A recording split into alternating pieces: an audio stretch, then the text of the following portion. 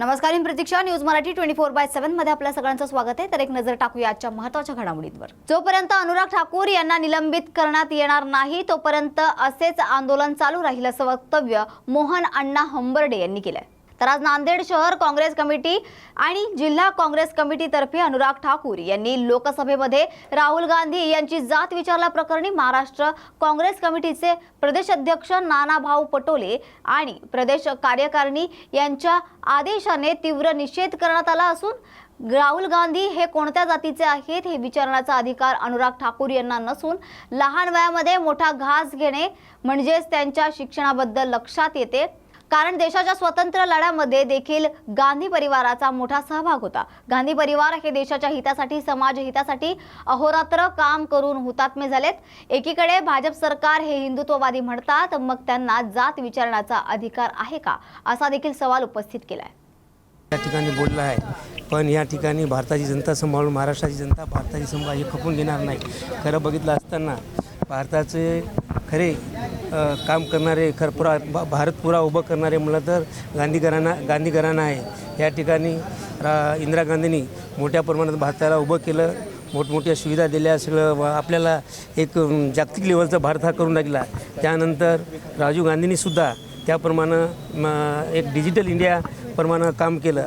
आणि या ठिकाणी राहुल गांधींनी राजीव गांधींनी इंदिरा गांधींनी आपल्या भारताला ते स्वतः शहीद झाले आणि ते तुम्हा आम्हाकडच्या त्यांनी रक्ताचं सांडलेलं आहे. खरं म्हटलं तर याच्याकरता विचार करायला पाहिजे. भाजपने असे माणसं याच्यामध्ये इलेक्शन हाऊसमध्ये यायला नाही पाहिजे. त्याला अगोदर भाजपनं बडतर्फ करायचे.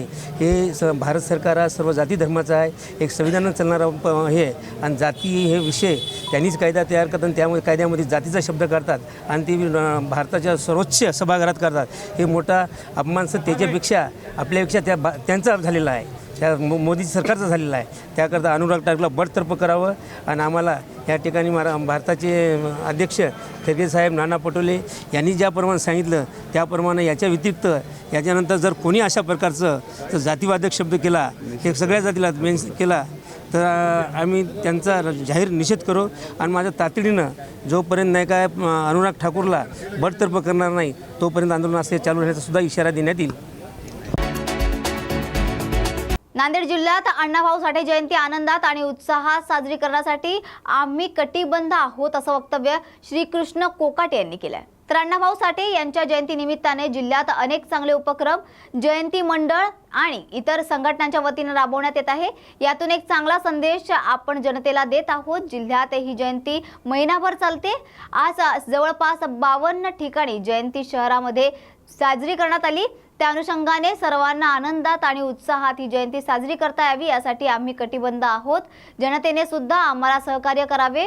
आपण सगळे मिळून जयंती उत्साहात साजरी करू असेही ते यावेळी म्हणाले. बघतोय की अनेक चांगले उपक्रम अण्णाभाऊ साठे जयंतीच्या मंडळाच्या वतीने आणि इतर सगळ्या संघटनांच्या वतीने राबवले जात आहेत. अनेक चांगला संदेश आपण जनतेमध्ये देत आहोत. या अनुषंगाने देखील आपल्याकडे महिनाभर ही जयंती चालते. आज जवळजवळ 52 ठिकाणी अण्णाभाऊ साठे जयंती आपल्या शहरामध्ये आणि जिल्ह्यामध्ये आहेत. त्या अनुषंगाने सर्वांची सुरक्षितता, सर्वांना आनंदात उत्साहात ही जयंती साजरी करता यावी यासाठी आम्ही कटिबद्ध आहोत. जनतेने सुद्धा आम्हाला सहकार्य करावे. आपण सगळे मिळून जयंती आनंदात साजरी करूया आणि सर्वांना शुभेच्छा देऊया. धन्यवाद. काँग्रेसच्या वतीने कंगना रनौत आणि अनुराग ठाकूर यांच्या प्रतिमेला जोडमार आंदोलन करण्यात आले. तर काँग्रेस नेते राहुल गांधी यांच्या विरोधात माजी केंद्रीय मंत्री अनुराग ठाकूर आणि खासदार कंगना रनौत यांनी अपशब्द वापरून टीका केल्या. या प्रकरणी नाशिक काँग्रेस कमिटी आक्रमक झाली आहे. काँग्रेसच्या वतीनं भाजप विरोधात आंदोलन करण्यात आलंय. यावेळी कंगना रनौत आणि अनुराग ठाकूर यांच्या प्रतिमेला जोडे मारत आंदोलन केले. यावेळी भाजपच्या विरोधात जोरदार घोषणाबाजी करत राहुल गांधी यांची माफी मागावी अशी मागणी काँग्रेस पदाधिकाऱ्यांनी देखील केली. आज नासिक शहर कांग्रेस की तरफ से यहाँ पर जो कंगना रनौत है खासदार, उन्हें जो हमारे राहुल गांधी के बारे में जो बुरा भला बोली, उसके लिए आज हम यहाँ सब जमा हुए और हम उनका धिक्कार करते हैं. या देशाचे विरोधी पक्षनेते आणि काँग्रेस पक्षाचे नेते आदरणीय राहुलजी गांधी यांनी जातीय जनगणना या देशामध्ये व्हावी म्हणून देशाच्या लोकसभेमध्ये आवाज उठवला आणि त्याला प्रत्युत्तर देताना ज्या पद्धतीने भाजपचे खासदार, माजी केंद्रीय मंत्री आणि ज्यांचे वडील एकेकाळी मुख्यमंत्री राहिले हिमाचल प्रदेशमध्ये, अशा अनुराग ठाकूरांनी ज्या पद्धतीने बेताल वक्तव्य करत असताना राहुल गांधींच्या जातीचा उल्लेख केला.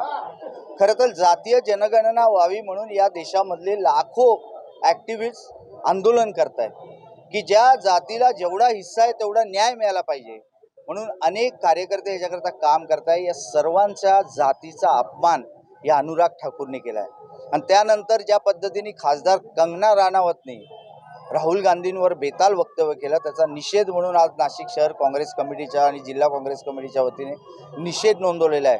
आमची मागणी आहे की पंतप्रधान नरेंद्र मोदींनी अशा तरुण खासदारांना त्यांना आवर घालावी, ज्यांनी लोकशाहीचा रोज अपमान करताय, रोज लोकसभेमध्ये अपमान केला जातो. अशा लोकांना बेताल वक्तव्यांपासून आवरलं पाहिजे, नाही तर काँग्रेस पक्ष कधीही शांत बसणार नाही. जुनी पेन्शन योजना लवकरात लवकर लागू करा या मागणीसाठी शिक्षक आणि आमदार किशोर दराडे यांच्या संपर्क कार्यालयासमोर शिक्षकांनी आंदोलन केले. तर जुनी पेन्शन योजना लागू व्हावी या मागणीसाठी शिक्षकांनी विविध आंदोलने पुकारले होते. या आंदोलनाची दखल घेत मुख्यमंत्र्यांनी देखील जुनी पेन्शन योजना लागू करण्यासंबंधी पावले उचलण्यास सुरुवात केली आहे. मात्र ही योजना लागू करण्यासंबंधी मंत्रालय स्तरावरील सरकारी बाबू अडथळा निर्माण करत असल्याचा आरोप करत शिक्षकांनी आज नाशिकच्या येवल्यातील शिक्षक आमदार किशोर दराडे यांच्या संपर्क कार्यालयासमोर ठिय्या आंदोलन सुरू केले. निवडणुकीवेळी जुनी पेन्शन योजना लागू होईल असे आश्वासन शिक्षकांना दिले होते, मात्र ते लागू न झाल्यानं शिक्षकांनी सहकुटुंब शिक्षक आमदार किशोर दराडे यांच्या येवला येथील संपर्क कार्यालयासमोर ठिय्या आंदोलन केले. 1 नोव्हेंबर 2005 पूर्वी नियुक्त व त्यानंतर 100% आंदोलन आलेल्या मराठी जवळपास 25,000 शिक्षक बंधू भगिनी आज जुनी पेन्शनपासून वंचित आहेत. याला फक्त सरकार जबाबदार आहेत. मग त्या ठिकाणी BJP असेल, सेना असेल, काँग्रेस असेल, राष्ट्र असेल, पण आम्हाला बऱ्याच मुख्यमंत्र्यांनी सहकार्य केलं, पण यांच्या मागे जे काम करणारे सचिव मंडळी आहेत ते याला काही काम करत नाही. कारण आज मुख्यमंत्री साहेब आम्हाला सहकार्य करण्यासाठी तयार आहेत. त्यांनी विधिमंडळामध्ये 2 वेळा सांगितलं आम्हाला की आम्ही तुम्हाला जुनी पेन्शन द्यायला तयार आहोत, पण तिथे सचिव मंडळी ही प्रत्येक वेळेस काही ना काही कारण सांगून यांना पेन्शनसाठी मोठा खर्च येणार आहे, पण तसे नसून हे सगळे सचिव लोक चुकीची माहिती देत असतात. पण आत्ता मुख्यमंत्री साहेबांनी सांगितलं की काही झालं तरी मी तुम्हाला जुनी पेन्शन देणार आणि तुम्हाला शपथपत्र लिहून देणार. जर मग आत्ता 18 जुलै कोर्टात सुप्रीम कोर्ट तारीख होती, तरी पण त्या तारखेत आम्हाला पत्रपत्र लिहून दिलं नाही. आता पुढचीच सरकारने तारीख मागितली, आम्ही तुम्हाला द्यायला तयार आहोत, पण आम्हाला थोडा वेळ द्या. किती वेळ द्यायचा? आज 6 महिने झाले आम्ही कोर्टामधून तारीख आम्हाला मिळते, पण आता सरकारने शेवटी तारीख दिली सुप्रीम कोर्टाने 7 ऑगस्ट. तर आमचं एकच म्हणणं आहे, जस्ट मुख्यमंत्री साहेब शिक्षक आमदारकीच्या वेळेस नाशिक, नगर, जळगावमध्ये आले, त्याच्याने आम्हाला सांगितलं तुम्ही आमचा आमदार निवडून द्या, आम्ही तुम्हाला जुनी पेन्शन देऊ. आज एवढं उंच आम्ही त्यांचा आमदार निवडून दिला तरी आम्हाला जुनी पेन्शन मिळत नाही आहे. त्यासाठी आज आम्ही सर्व शिक्षक बांधव सहकुटुंबासह इथे आलेलो आहोत. आज जोपर्यंत आम्हाला सगळं सादर करत नाही तोपर्यंत आम्ही इथून हलणार नाही. आमची जुनी पेन्शन शिक्षक संघटना यांनी दुसरं एक आंदोलन शेगावचे ठेवलेलं आहे. तिथे पण सगळे सहकुटुंबासह बसलेले आहोत. जोपर्यंत आम्हाला पेन्शन मिळणार नाही तोपर्यंत आम्ही इथून कोणी हलणार नाही. धन्यवाद. तर या होत्या आजच्या महत्त्वाच्या घडामोडी. अशाच महत्त्वाच्या घडामोडींसाठी पाहत रहा न्यूज मराठी 24/7.